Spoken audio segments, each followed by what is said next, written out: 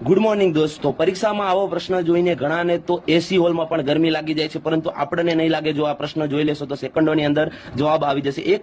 સૌપ્રથમ આપણે રકમ જોઈએ. એક વ્યક્તિ વસ્તુ એને 15% ખોટ સાથે રૂપિયા 382.50 વેચે છે અને વસ્તુ બીને 12% નફા 616 વેચે છે. જો તે બંને વસ્તુ કુલ રૂપિયા 1180 વેચે તો તેને કુલ કેટલા ટકા નફો થશે? મિત્રો, નફો શોધવાનો છે. આપણને સીધું 1180 વેચે એમ કીધું છે, તો હું સીધી અહીંયા ઓપ્શન જોઉં તો સીધા મને 18% પકડાય છે. 18% કેમ પકડાય? જો મિત્રો, 1180 આપ્યા છે, એના 18% ગણીએ તો ફાયદો 18% થયો છે. મિત્રો, તો સીધા આપણે 1000 ના 18% કરીએ તો 180 આવે છે. મિત્રો, તો કે હા, તો 18% ઓપ્શન લઈએ. હવે જો ઘણાને એવું થાય કે સીધો જવાબ ટીક ના કરવો હોય તો સાહેબ હજી આપણે ગણતરી કરીએ તો આનો જવાબ સૌપ્રથમ જો 15% 382 આપણે એને વેચતા 15% ખોટ જઈએ તો આપણે આને વિચારી લઈએ. જો 382 400 માં ના આવે તો 450 વિચારી લઈએ. સૌપ્રથમ 450 ના 15%, તો 450 ના 15 ચોક 60 થાય મિત્રો, અને એના 50 ના અડધા એટલે થાય મિત્રો 7.5 એટલે કે 67.5. શું 450 માંથી આપણે 67.5 બાદ કરીએ તો 382 આવે છે? તો મિત્રો કે આ આવે છે. સેકન્ડ નંબરે હવે તો થઈ જ જવું જોઈએ. સેકન્ડ નંબરે આપણે 450 લીધા તો 550 1000 કરવા માટે લેવા પડશે. 1000 કરવા માટે 550 લીધા મિત્રો, તો હવે 16